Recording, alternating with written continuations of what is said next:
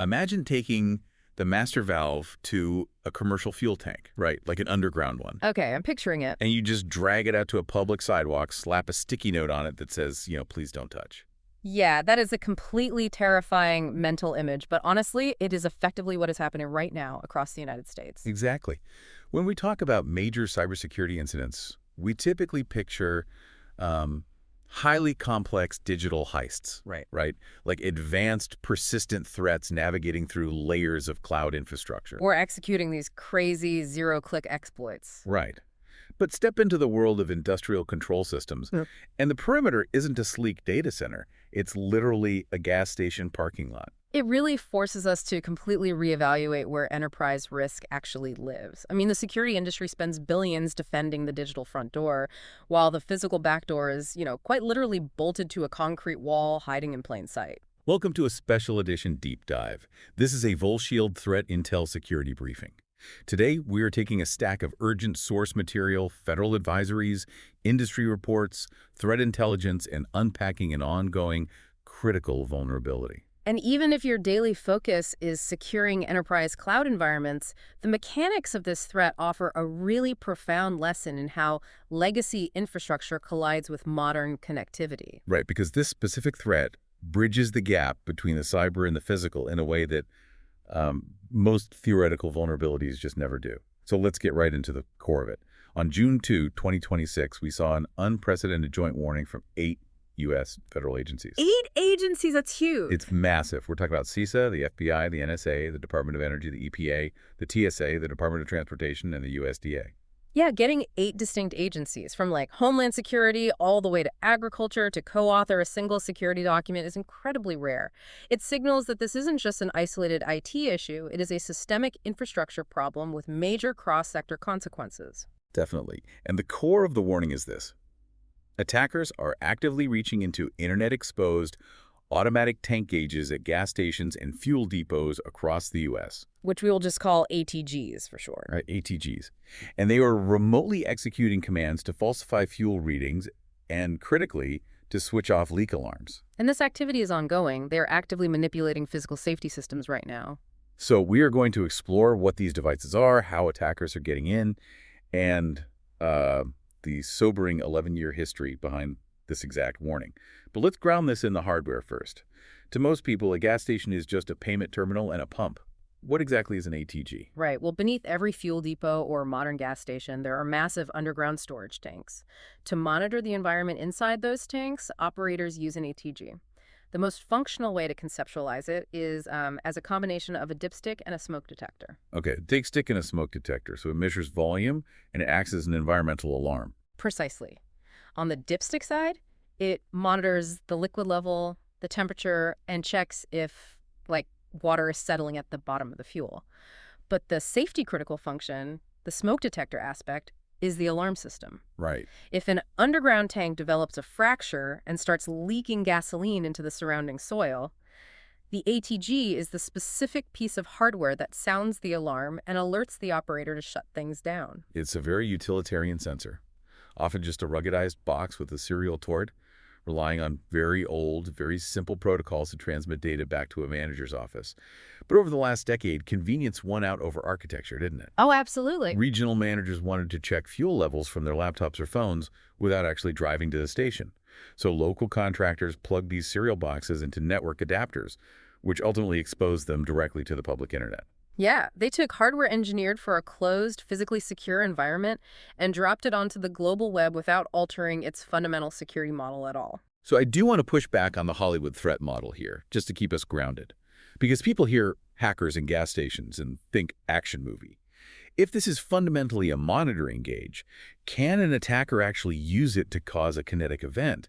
Like, can someone sitting halfway across the world hit enter and force an underground tank to dump 10,000 gallons of gasoline into the water supply? I mean, we really have to separate the cinematic scenarios from industrial reality here. According to OT security expert Marcus Mueller, who is cited in our briefing materials, an ATG cannot autonomously open a valve or rupture a tank. Okay, let's go. Yeah, it is a monitoring device, not an actuator. It physically does not have the mechanical capability to force a spill. So the threat isn't a remote-controlled explosion. But if it can cause a spill, Why are 8 federal agencies treating this like a 5-alarm fire? Because of the secondary effects, attackers can alter system attributes, change volume data, mess with pump configurations. But the critical danger is their ability to disable the system alerts entirely. They can literally turn off the leak detection mechanisms. Wow, they blind the smoke detector. Exactly. In industrial cybersecurity, we classify this as a denial of view condition.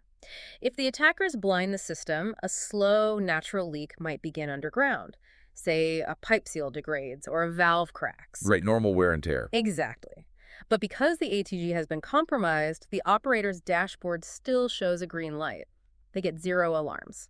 That small, manageable leak goes entirely unnoticed for weeks or months. Resulting in massive environmental contamination, severe safety hazards, and catastrophic financial liability. Exactly. And reading through the intelligence reports, the blast radius of this extends way beyond corner gas stations. Oh, definitely. The agricultural sector is heavily reliant on ATGs. Jonathan Brayley, a threat intelligence director in the agriculture sector, specifically highlighted this. A compromised ATG on a large-scale commercial farm can disrupt harvest operations by falsifying diesel reserves, or it can interfere with food-grade liquid storage. Wow. Yeah, we see these devices in chemical manufacturing, monitoring volatile substances, and across mass transit supply chains, too. The scale is massive. So let's talk mechanics. We have these vital safety sensors sitting on the public web. How exactly are attackers compromising them? Are we talking about highly sophisticated zero-day exploits? Honestly, the tactics are almost uncomfortably unsophisticated. The federal fact sheet outlines tactics, techniques, and procedures that belong in a textbook from the early 2000s. Attackers are just exploiting authentication bypass vulnerabilities. Let's break down how that actually works on an embedded device like this. Because in a modern web app, auth bypass usually involves forging a session token or manipulating a complex OAuth flow, right? How does it work on a 15-year-old cereal box? Well, on these legacy devices, the web interface might rely on entirely client-side authentication. The browser simply checks a local flag to see if the user is logged in, rather than validating a secure session with the server. Or they might just check for the presence of an arbitrary cookie. Oh, wow. Yeah. Once an attacker feeds the device the expected string, the system just waves them right through to the administrative panel. And the agencies also call out the abuse of hard-coded credentials. Passwords baked into the firmware at the factory that the end user physically cannot change, even if they wanted to. Yes, the classic admin problem. It's everywhere in this gear. Once attackers step past that flimsy authentication layer, they utilize operating system command execution and SQL injection. Even though these aren't running standard Windows or Linux. Right, they often run a real-time operating system, an RTOS. An attacker can inject commands to alter the device's internal SQLite databases, effectively rewriting the exact parameters that define when an alarm should trigger. But if they are hitting these devices at scale, it implies they aren't manually typing IP addresses into a browser, right? The intelligence indicates these ATGs are sitting out there answering on default TCP ports. Specifically ports 801, 9001, and 1001. Which means automated scanners are just vacuuming up IP addresses. If you leave a device on the internet responding on port 1001, it takes an attacker's automated script about 3 seconds to identify the device fingerprint, pull up the corresponding known vulnerabilities for that specific manufacturer, and deploy the payload. Yeah, it's an entirely automated kill chain. The attacker doesn't even need to know what gas station they are targeting. Their script just looks for the port, executes the auth bypass, disables the alarm, and reports back. That inevitably brings us to attribution. Who's deploying these scripts? Well, we need to maintain a strict boundary based on what the official documentation actually states. The June 2 Joint Advisory from the U.S. government explicitly names no specific country or threat group. It refers only to generic threat actors. Right. However, a separate CNN report from May 2026, which is included in the source stack, cited an ongoing investigation suggesting the attacks targeting U.S. gas station ATGs were linked to Iranian hackers. Right, and we are just impartially reporting the contents of the sources here. Whether it is a nation-state actor engaging in geopolitical harassment or opportunistic hacktivists, the technical reality remains exactly the same. The barrier to entry is just alarmingly low. It really is. And it's stunning that an 8-agency memo is required for this in 2026, especially considering the security community didn't just suspect this was an issue, They practically wrote the textbook on it over a decade ago. Oh, the timeline is the most sobering element of this entire situation. This is not a novel discovery. It is a rediscovery of a systemic failure. Let's wind the clock back to 2015. Researchers at the cybersecurity firm Rapid7 decided to actively look for this exact vulnerability. They scanned the public internet, specifically searching for devices responding on those ATG ports we just discussed. And they found roughly 5,800 ATGs fully exposed to the public web. That's insane. It gets worse. Their research proved that a vast majority of those 5,800 devices had no password set whatsoever. The front door was just hanging wide open. But the security community didn't stop at scanning. Later that same year, at the Black Hat 2015 conference, researchers from Trend Micro took it a significant step further. They built a honeypot called GasPot. Right, and a honeypot, for context, is a decoy system engineered to look like a vulnerable target, deployed specifically to monitor how attackers operate. But how do you build a honeypot for a physical piece of fuel infrastructure? What did Trend Micro actually simulate? They engineered the honeypot to replicate the specific embedded web server and serial protocol responses of these legacy ATGs. When an automated scanner pinged the IP address on port 1001, the honeypot returned the exact ASCII strings and handshake a real gauge would provide. Wow, so it presented a perfect illusion of an unprotected fuel tank. Exactly. And the attackers took the bait. Almost immediately, the honeypot logged attackers logging in, attempting to run administrative commands, trying to change the simulated pump volume limits, and attempting to rename the tanks. And the researchers traced the origins of those 2015 attacks back to IP addresses in Syria and Iran. So in 2015, we knew there were thousands of these gauges exposed. We proved they lacked basic authentication. And GasPot proved that foreign actors were actively targeting them with malicious commands. So here's the reality check. After more than a decade of presentations, warnings, and white papers, where does the infrastructure stand today? Well, according to scans conducted by the Shadowserver Foundation in early June 2026, there are still roughly 909 of these ATG systems sitting wide open on the U.S. internet. Still 909 of them. Yeah. And globally, there are over 1,000. 11 years later, the federal government has to pull together 8 separate agencies to issue the exact same warning, because nearly 1,000 of these physical safety gauges are still just sitting on the open web. I mean, if we look at this purely as a technical problem, it defies all logic. It is literally just a port closure.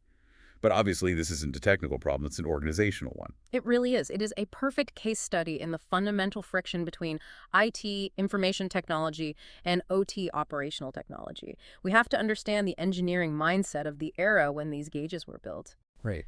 Industrial IoT devices from that generation were built for a paradigm of implicit trust. Because the network was physically isolated. Exactly. The engineers designed the protocols under the assumption that if a human being could physically plug a cable into the device, they were authorized to be there. They were standing behind a locked door in a facility. There was no need for complex encryption or multi-factor authentication because the physical building was the security perimeter. The breakdown happened when the business side demanded remote convenience. They took a device that implicitly trusts everyone who says hello and plugged it into a network connected to the global internet. Yeah. Suddenly, the entire planet is standing inside the locked room. But the device's logic hasn't changed. It still inherently trusts the network. That explains the vulnerability itself, but it doesn't explain the paralysis. It doesn't explain why, after a decade of explicit warnings, an organization hasn't just walked over and unplugged the Ethernet cable. Well, that paralysis is the result of the forgotten box phenomenon. In any enterprise, security budgets, auditing, and maintenance flow toward assets that have clear owners. We secure cloud infrastructure, employee laptops, and email servers because they live clearly on an organizational chart. Right. If a laptop gets compromised, IT knows exactly who it belongs to and whose budget covers the remediation. Exactly.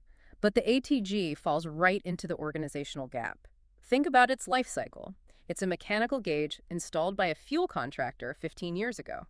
5 years later, a third-party IT vendor comes in, runs an Ethernet cable to it so the manager can check levels from home, and then that vendor goes out of business. And then 10 years later, a vulnerability is announced. And who fixes it? The operations team looks at the box, sees an Ethernet cable, and says, well, it's on the network. It's an IT problem. Right. And the IT team looks at the IP address, sees it monitors diesel fuel, and says it's industrial equipment. Call operations. It's an orphan. And that organizational gap, that exact space where IT and operations point fingers at each other, is exactly where threat actors establish their foothold. You cannot patch, segment, or protect a device if no one in the building knows it exists, let alone who owns it. Which perfectly explains why the Shadowserver numbers are so stubborn. Those 909 exposed gauges in the U.S. likely belong to organizations that have no idea they are broadcasting their fuel telemetry to the public internet. They absolutely have no clue. So, if we accept that this is an ongoing systemic reality, let's focus on the mitigations. For the security leaders and infrastructure managers listening to this deep dive right now, what is the immediate actionable guidance from the federal advisory? If we can't rip all this legacy gear out tomorrow, what is the first step? The most urgent directive is to sever the public exposure. Take the device off the public internet. Do not expose ports 801, 901, or 1001 directly to the web. And if business operations absolutely mandate remote monitoring? Then force that traffic through a virtual private network. A VPN entirely changes the security posture by placing an encrypted, authenticated gateway in front of the vulnerable legacy hardware. It puts the sticky note back behind a locked door. But to put it behind a VPN, you first have to know it's there. Right, which leads to the second mandate, asset inventory. The agencies recommend utilizing platforms like Shodan to actively scan your own public IP space. You have to hunt for these forgotten boxes before the automated attacker scripts find them. And if taking them offline isn't immediately feasible due to legacy architectural constraints, I imagine the immediate band-aid is addressing the access controls. You mentioned hard-coded passwords and off-bypass earlier. Are the agencies demanding a baseline of authentication? Absolutely. The directive is to kill default credentials immediately. Change any factory-set passwords across all interfaces. Furthermore, wherever the hardware supports it, implement phishing-resistant multi-factor authentication. What about network architecture? If the ATG is sitting on the same network as the cashier's point-of-sale system, that seems like a lateral movement nightmare. The agencies strongly advise segmenting your OT from your IT. This is fundamentally the Purdue model approach to industrial security. Creating hard boundaries and demilitarized zones between the corporate network and the physical floor. Though, having worked in these environments, I know implementing the Purdue model in a legacy facility is incredibly high friction. You are essentially trying to untangle decades of shadow IT and ad hoc wiring. It's expensive and politically difficult internally. It is difficult, but the alternative is allowing a compromised email account to serve as a direct pivot point to your physical safety systems. Furthermore, work with certified service providers to apply whatever manufacturer security patches do exist and rigorously monitor your network logs. Because you need to configure alerts for unauthorized configuration changes. Exactly. If the leak alarm thresholds are modified, that shouldn't just be a log entry. It needs to trigger a critical alert to a human operator. And based on everything we've discussed today, the final step isn't technical at all. It's administrative. You have to give every single connected device a named human owner. Bridge the gap between IT and operations. Assign responsibility on the organizational chart so the box belongs to someone. That perfectly encapsulates the core mission of this VolShield threat intel briefing. We've spent the last several minutes analyzing gas stations, underground tanks, and specific TCP ports. But the underlying lesson of this multi-agency warning extends far beyond the energy sector. It really does. It applies to every single environment. Whether you are defending a hospital network, a corporate campus, a manufacturing floor, or an agricultural logistics hub. The headlines highlight hackers targeting fuel depots. But the technical reality is much quieter and deeply systemic. The safety mechanisms fail not because an advanced adversary burned $1 million zero-day exploit. They fail because a 15-year-old gauge was bolted to a wall, connected to a network assigned to no one, and left on the public internet with a sign that essentially says, "Please don't touch." And attackers don't respect the sign. After 11 years of explicit warnings from the security community, their automated scripts are still walking right through the open door. So I will leave you with a final thought to evaluate as you review your own organizational risk. Today, the crisis is an orphaned tank gauge installed a decade ago. But look at what we are deploying right now. We are currently blanketing our environments with millions of 5G-enabled smart city IoT devices, environmental sensors, smart HVAC controllers, connected lighting systems. It's true. We are building the next generation of infrastructure on the promise of hyperconnectivity. But how many of those new sensors have a dedicated owner? How many will be forgotten the moment the installation vendor leaves the building? The millions of smart devices we install today are the forgotten boxes of 2036. That is a harsh reality. It is. Your most dangerous attack surface is not your newest, most advanced technology. It is the oldest box nobody owns. Find it, give it an owner, and take it off the public internet.